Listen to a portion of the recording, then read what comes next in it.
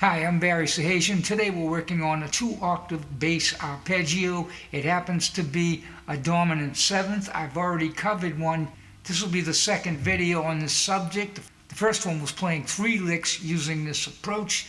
Now we're going to do a 2-octave theme that goes across the neck and back. And what I did was, you're going to have to pay close attention to the fingering, which makes it smooth and easier, as you saw, because getting across the neck can be a challenge because it's not easy to play in meter in 4/4 time, going up and down and making it and allowing it to be used in 1 full measure or 2 full measures. This is important because if you can't do that, if you get 3 beats in 1 measure and 5 beats in the next measure, that's too complicated. I mean, you could break it down to 5/4 and 4/4, but when are you ever going to use it? That's what I'm about to show you. So that first one did exactly that. It went up the neck 1 measure and then went down the neck 1 measure. So you could easily use it anywhere. Use it as a fill, anything. So it was like this.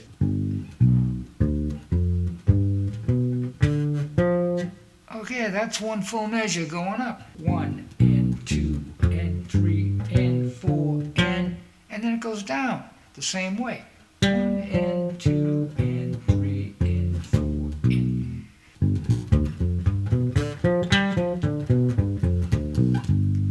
Now the fingering, on the other hand, is a little bit different. I had to do some alterations. I threw a pretty large stretch in the middle, which is a challenge, but if you can get this type of thing down, it allows you to do a lot of things in a lot of places, and this is one of the things I put a lot of time in over the years, being able to use combinations of stretches and alternate fingerings. So let me show you what I did for the technique.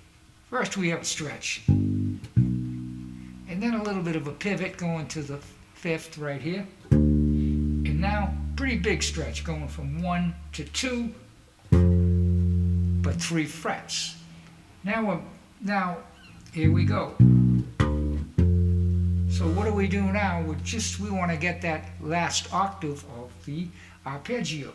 I use my baby finger, then I kind of pivot like this, and I got my index finger, and then 5th, flat 7, and that will be 1 full measure. 1 and 2 and 3 and 4 and, which means you can use it for a run.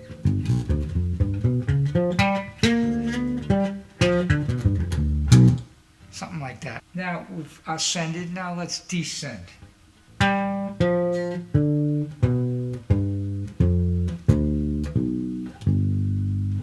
So we're pretty much in position for the first 2 or 3 beats here. Now we have to pivot down to the baby finger so we can stretch down, and then that would sort of be an in position for the 7th position, and we stretch now from the 2 to the 1, which is kind of a big stretch, but you can use a combination of a stretch and a pivot. And now we have to get that 3rd with the baby finger, and then in another stretch of 2 whole steps. That's one that's very useful too, but it's hard getting used to, especially if you've been playing in position for any amount of time. To play something like this feels a hell of a lot different.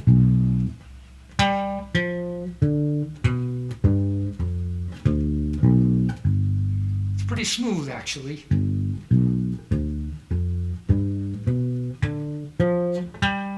Try doing it otherwise, and you may drive yourself nuts trying to find it, and then making sure that you're in meter, 1 and 2 and 3 and 4 and 1 and 2 and 3 and 4, so you can put it somewhere, use it something. You use it for a lot of things if you get that meter approach happening correctly.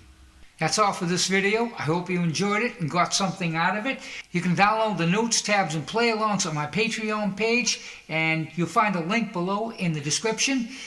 For further help, I'm teaching online. I can help you with specific details, personal attention to your playing, and get a lot done real easily.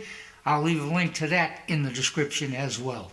Please subscribe, hit the bell to be notified of all the videos yet to come, comment, and I hope to see you again soon.